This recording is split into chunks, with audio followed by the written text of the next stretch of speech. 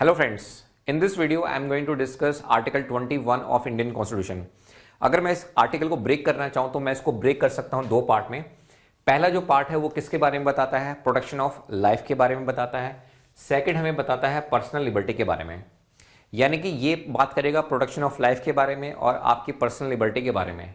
आपकी जो personal liberty है, आपकी जो पर्सनल फ्रीडम है, वो छीनी जा सकती है with the help of a law, और उसमें क्या होना चाहिए? प्रोसीजर होना चाहिए।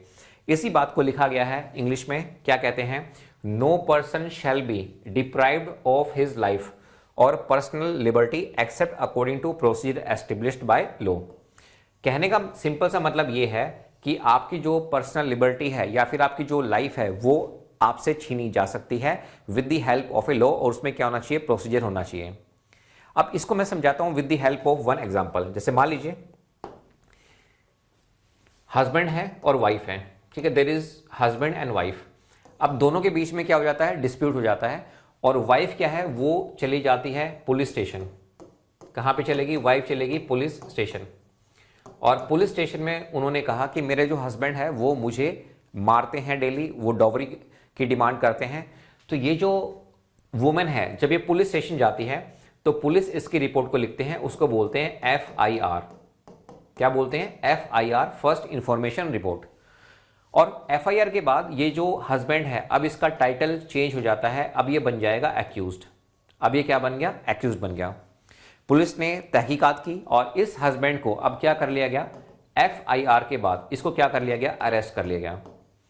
तो आप मुझे बताओ, ये जो अरेस्ट है ये लीगल अरेस्ट है या नहीं है? जी हां, ये अरेस्ट लीगल है, क्योंकि यहां पे क्या फॉलो हुआ है? यहां पे फॉलो हुआ है प्रोसीजर एस्टेब्लिश्ड बाय लॉ।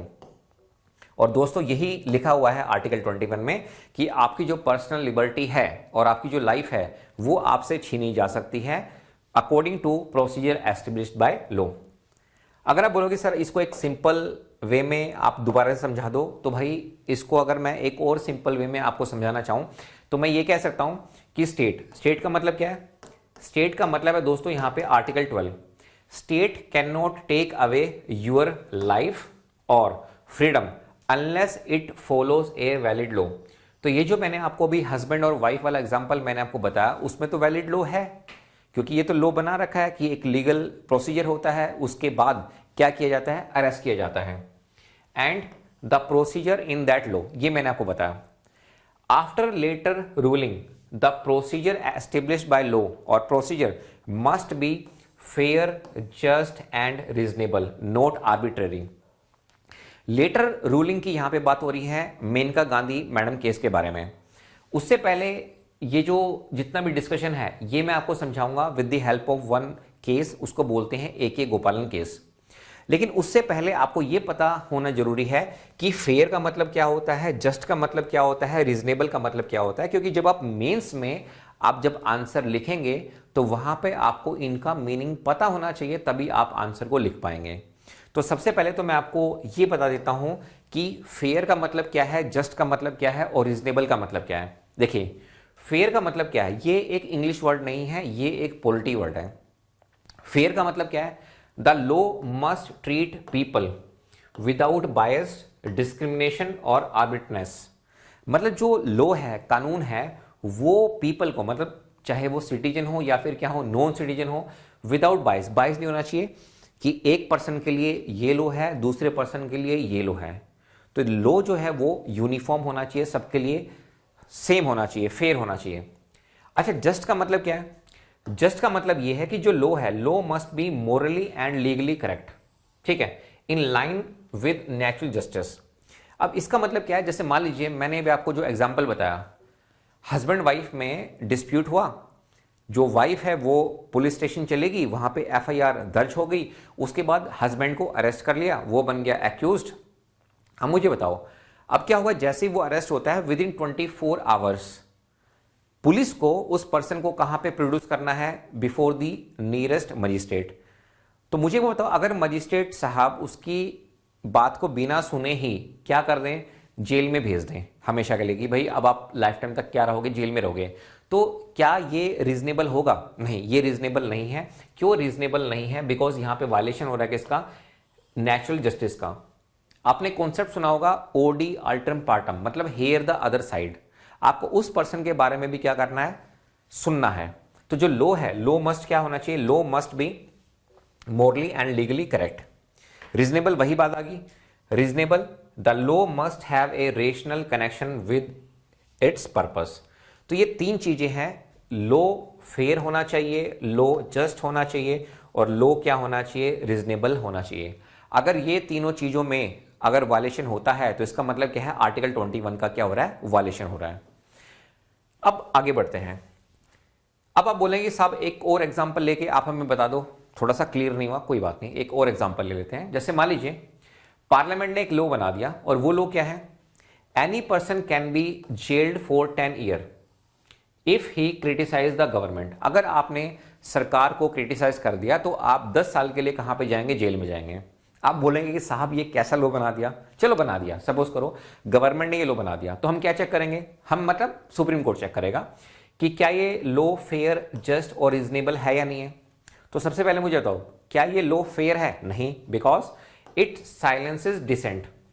भाई आप जो है इंडिया को क्रिटिसाइज नहीं कर सकते हैं, लेकिन गवर्नमेंट ऑफ इंडिया को तो क्रिटिसाइज कर सकते हैं, गवर्नमेंट ऑफ स्टेट को क्रिटिसाइज कर सकते हैं। इवन पार्लियामेंट में भी ऐसा होता है, अगर कोई पॉलिसी इंट्रोड्यूस हो रही है तो कुछ एमपी उसके फेवर में बोलते हैं, कुछ उसके ऑपोजिट में बोलते हैं। अब अगर मैं आपको बताऊं महात्मा गांधी साहब के बारे में, तो महात्मा गांधी साहब को बहुत बार अरेस्ट किया गया ब्रिटिश रूल में। तो अंग्रेज उनको अरेस्ट क्यों करते थे, क्योंकि वो क्या करते थे, वो आंदोलन करते थे अंग्रेजों के खिलाफ, अंग्रेजों भारत छोड़ो। तो अंग्रेजों ने क्या किया, उनको वो सिडिशन के चार्ज में अरेस्ट कर लेते थे, क्योंकि उस समय पे इंडियन के पास वोटिंग राइट होते ही नहीं थे। तो भाई आप क्या करोगे, आप क्रिटिसाइज करोगे वहां पे। लेकिन अब क्या है, अब तो आपके पास वोटिंग राइट है ना। अगर आप किसी भी गवर्नमेंट को पसंद नहीं करते हैं तो आप क्या करो, आप उसको वोट ही मत करो, तो नेक्स्ट टाइम वो पावर में नहीं आएगी सरकार। तो कहने का मतलब ये है कि हम यहाँ पे चेक करेंगे कि ये फेयर है या नहीं है। ये फेयर नहीं है, क्योंकि डिसेंट जो है आज की डेट में अलाउड है। इवन सुप्रीम कोर्ट में भी जब आपने देखा होगा 5 जजेस की बेंच है या 7 जज की जो बेंच है, उस केस में भी डिसेंटिंग जजमेंट होती है। कुछ लोग फेवर में देते हैं, कुछ लोग डिसेंट मतलब उसके अपोजिट में जजमेंट देते हैं। क्या ये जस्ट है, नहीं, no, because it violates freedom of speech without due cause. भाई आप तो क्रिटिसाइज कर सकते हैं, रीजनेबल है, नहीं, बिकॉज जो पनिशमेंट है वो क्या है, डिसप्रोपोर्शनेट है। भाई आपने क्रिटिसाइज किया, आपकी जो जिंदगी के बेहतरीन 10 साल है वो कहां पे चले गए, जेल में चले गए।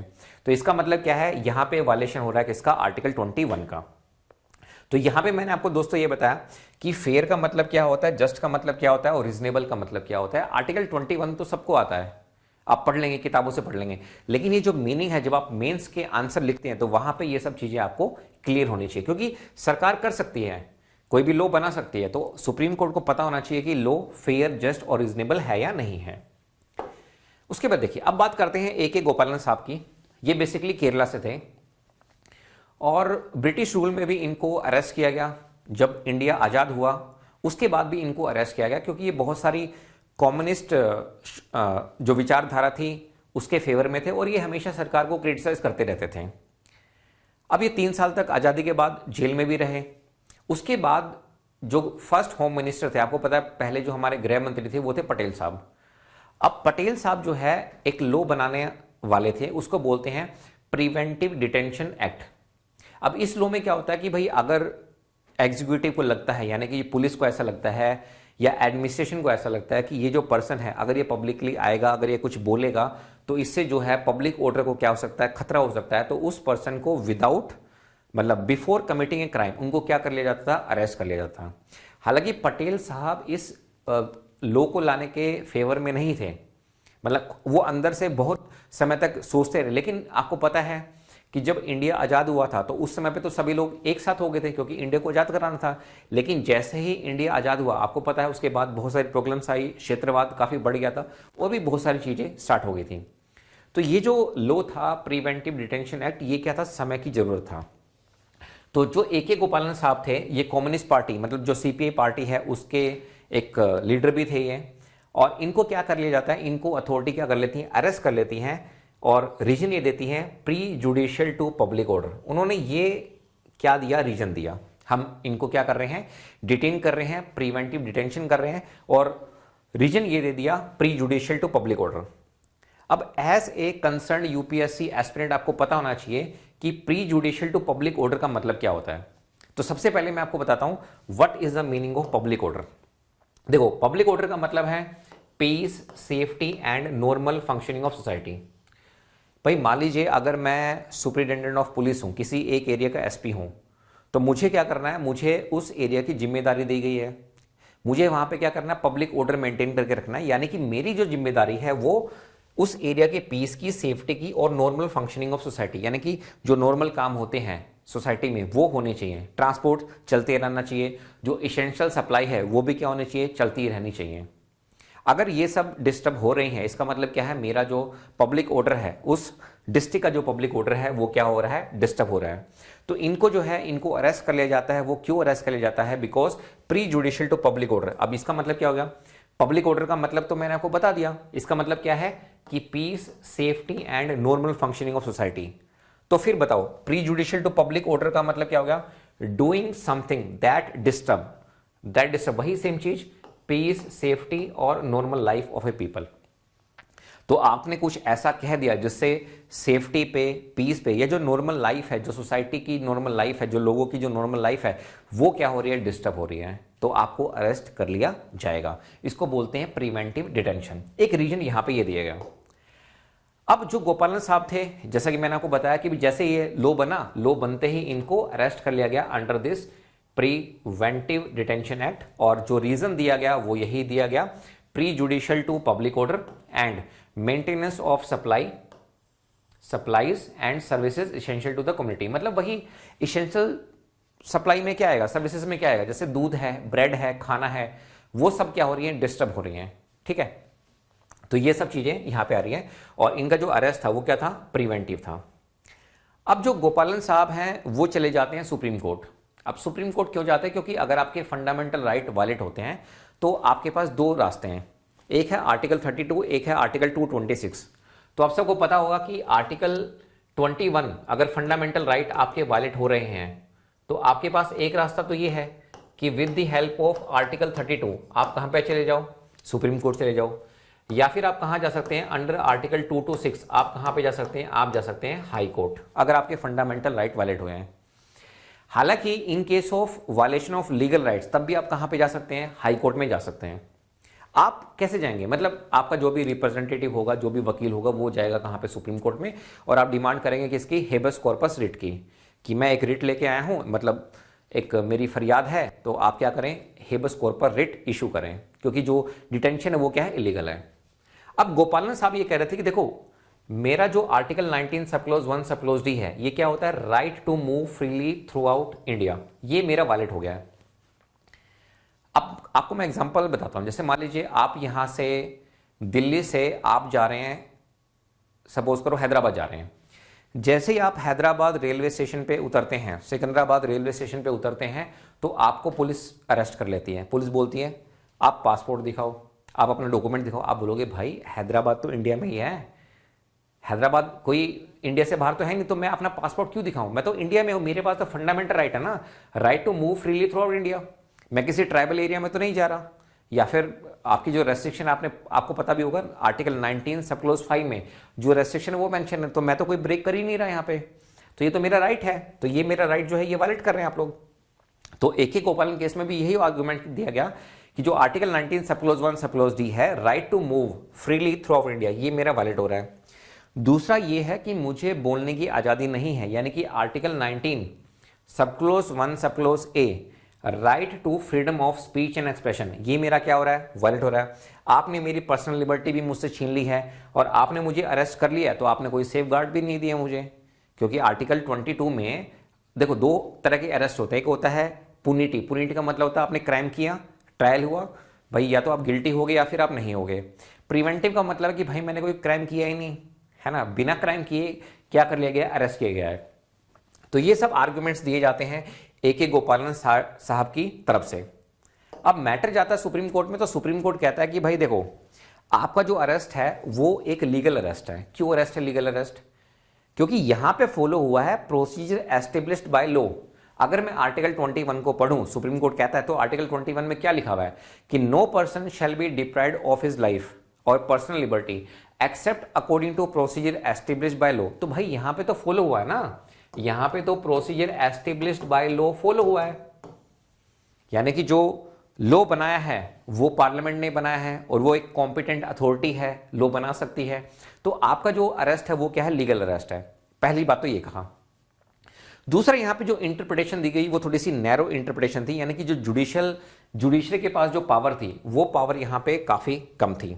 जुडिशरी के हाथ में पावर ज्यादा नहीं थी। यहां पे जुडिशरी सिर्फ ये चेक कर रही थी कि ये जो लॉ है ये प्रोसीजर एस्टेब्लिश बाय लॉ, यानी कि जो अरेस्ट है वो इसके अकॉर्डिंग है या नहीं है। अब जो ए के गोपालन साहब थे उन्होंने कहा कि भाई मेरा जो आर्टिकल है 21 वो वायलेट हो रहा है, आप इसको क्या करो, प्रोटेक्ट करो। अब इसको आप प्रोटेक्ट कैसे करेंगे भाई, अरेस्ट तो लीगल हो गया ना, क्योंकि फॉलो क्या हुआ है, procedure establish by law follow हुआ है। दूसरा, सुप्रीम कोर्ट ये कहता है कि अगर आप ऐसा नहीं कर सकते कि भाई आप आर्टिकल 19 को भी आर्टिकल 21 के साथ जोड़ दो, नहीं, आर्टिकल 19 वायलेट हो रहा तो उसके लिए अलग पिटिशन डायल करो और फाइल करो, और इसके लिए क्या करना है, आपको अलग पिटिशन करना है आर्टिकल 21 के लिए। आप तो दोनों को ही मतलब एक साथ लेके चल रहे हो। तो ऐसा कहा मतलब किसके केस में, ए के गोपालन के केस में। लेकिन दोस्तों आपको जान के हैरानी होगी, ये सब बातें बदल जाती हैं। कब बदल जाती हैं, in the case of Maneka Gandhi versus union of India 1978।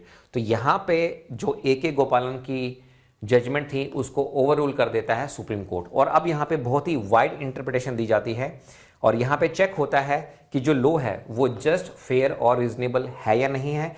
In fact supreme court ये भी कहता है कि जो आर्टिकल 14 है, 19 है और जो 21 है वो क्या बनाते हैं, एक गोल्डन ट्रायंगल बनाते हैं।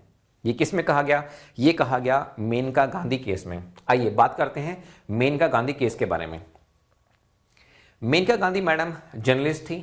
अब इनका जो है पासपोर्ट जो है वो इंपाउंड कर लिया जाता है। आप सबको पता होगा कि मैडम इंदिरा गांधी ने नेशनल इमरजेंसी इंपोज की थी, ठीक है। अब जैसे ही इमरजेंसी खत्म होती है तो उसके बाद जनता पार्टी की सरकार आती है, तो भाई जनता पार्टी भी जो है हिसाब बराबर करने के मूड में थी। तो मैडम अपना पासपोर्ट बनवाती हैं, और पासपोर्ट बनने के बाद जो अथॉरिटी होती हैं वो नहीं चाहते थे कि मैडम जो मेनका गांधी है वो इंडिया से बाहर चले जाएं। तो इनको एक नोटिस दिया जाता है, और उस नोटिस में ये कहा जाता है कि आप एक हफ्ते में जाके, मतलब एक हफ्ते में आप आ जाइए हमारे ऑफिस में, और अपना जो पासपोर्ट है आप उसको क्या कर दीजिए, सबमिट कर दीजिए, हम आपका पासपोर्ट जो है वो सीज कर रहे हैं। तो मैडम मेनका गांधी ये कहते हैं कि आप मेरा जो पासपोर्ट है वो क्यों सीज कर रहे हैं, why you are seizing my passport. तो पासपोर्ट अथॉरिटी ये कहते हैं कि हम आपको हाउ बता सकते हैं, हम आपको क्या बता सकते हैं, हाउ बता सकते हैं, वाई बता ही नहीं सकते, क्योंकि जो पासपोर्ट एक्ट है उसमें वाई लिखा ही नहीं हुआ है, उसमें क्या लिखा हुआ है, हाउ। मैडम क्या करेंगी, मैडम को एक हफ्ते का टाइम दिया, मैडम जाएंगी पासपोर्ट ऑफिस में, वहां पे जो भी कॉम्पिटेंट अथॉरिटी होगा उसको वो अपना पासपोर्ट देंगी, वो उसको एनवलप में डालेंगे, सिग्नेचर करेंगे, वो अपने सीनियर को देंगे, वो एक एनवलप में डालेंगे, अपने सिग्नेचर करेंगे, तो मैडम का पासपोर्ट क्या होगा, सीज होगा। तो मैडम कहते हैं कि आप तो मुझे ये बता रहे हो कि ये पासपोर्ट सीज आप कैसे करोगे, आप मुझे ये बताओ ना कि आप मेरा पासपोर्ट सीज कर क्यों रहे हो। तो उन्होंने कहा कि मैडम इस लॉ में लिखा ही नहीं हुआ, मतलब हम आपको वाई बता ही नहीं सकते, क्योंकि यहां पे ड्यू प्रोसेस ऑफ लॉ नहीं है, मतलब ये चीजें हम आपको नहीं बता सकते जो लॉ में नहीं लिखी हुई हैं। तो मैडम जो मेनका गांधी हैं अब वो कहां पे चली जाती हैं, वो चली जाती हैं सुप्रीम कोर्ट में, और ये कहती हैं कि supreme court, dear supreme court, यहां पे मेरा जो राइट टू ट्रैवल अब्रोड है ये पार्ट है किसका, आर्टिकल 21 का, ये वायलेट हो रहा है।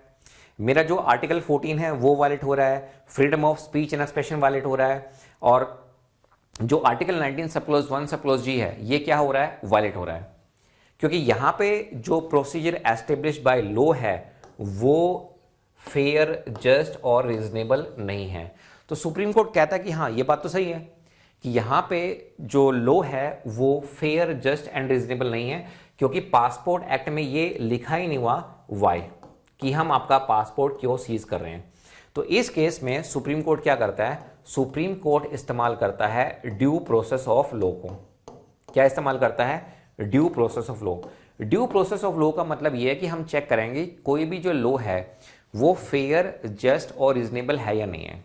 पहले तो हम ये चेक करते थे कि भाई जो लॉ है वो मतलब एक प्रोसीजर से बना है या नहीं है, मतलब उसमें जो जो प्रोसीजर हैं उसके अकॉर्डिंग डिटेंशन हुआ है या नहीं हुआ है, अगर मैं एक एग्जांपल लेके चलूं। लेकिन अब हम ये चेक करेंगे कि जो लॉ है वो वैलिड है या नहीं है, यानी कि अब यहां पे वैलिडिटी भी चेक की जाएगी किसकी, लॉ के। तो ये ऐसा किसने बोला, सुप्रीम कोर्ट ने बोला। किस केस में बोला, मैडम मेनका गांधी के केस में बोला। तो सुप्रीम कोर्ट ने कुछ बातें बोली, जैसे हम क्या कर रहे हैं, अब हम यहां पे आर्टिकल 21 को क्या कर रहे हैं, एक्सपेंड कर रहे हैं। यानी कि जो प्रोसीजर है वो फेयर होना चाहिए, जस्ट होना चाहिए और रीजनेबल होना चाहिए। और यहां पे ये भी कहा गया, अब बन रहा है गोल्डन ट्रायंगल, यानी कि आर्टिकल 14, 19, 21 ये इंटरलिंक हैं, अलग अलग नहीं देखे जा सकते हैं, इनको हम लिंक करके देख सकते हैं। नेचुरल जस्टिस यानी कि हेयर द अदर साइड, जिसको बोलते हैं ओडी अल्टरम पार्टम। ओडी का मतलब होता है ऑडियो, अल्टरनेट, पार्टम का मतलब है पार्टी, यानी कि हमें दूसरी पार्टी की भी बात सुननी है। राइट टू ट्रेवल अब्रॉड, ये पार्ट हो गया किसका, पर्सनल लिबर्टी का। और प्रोपोर्शनलिटी यानी कि जो रेस्ट्रिक्शन है वो क्या होने चाहिए, रीजनेबल होने चाहिए और क्या होना चाहिए, प्रोपोर्शनेट होनी चाहिए। तो यानी कि जो मैडम मेनका गांधी का जो केस है उसमें क्या इस्तेमाल किया गया, ड्यू प्रोसेस ऑफ लॉ को इस्तेमाल किया गया, जो कि बेसिकली में एक अमेरिकन कॉन्सेप्ट है। अब अमेरिका के ओरिजिनल कॉन्स्टिट्यूशन में ये मेंशन नहीं है। अगर आप मुझसे पूछें, इफ यू आस्क मी कि सर आप हमें ये बताइए कि due process of law, if you ask me about due process of law, ये बात तो सही है कि ये एक अमेरिकन कॉन्स्टिट्यूशन कॉन्सेप्ट है, लेकिन ये ओरिजिनली नहीं है। अगर आप देखेंगे इसके बारे में आपको देखने को मिलता है 5th फंडामेंटल राइट में और 14th फंडामेंटल राइट में, ये अमेंडमेंट्स किए गए थे।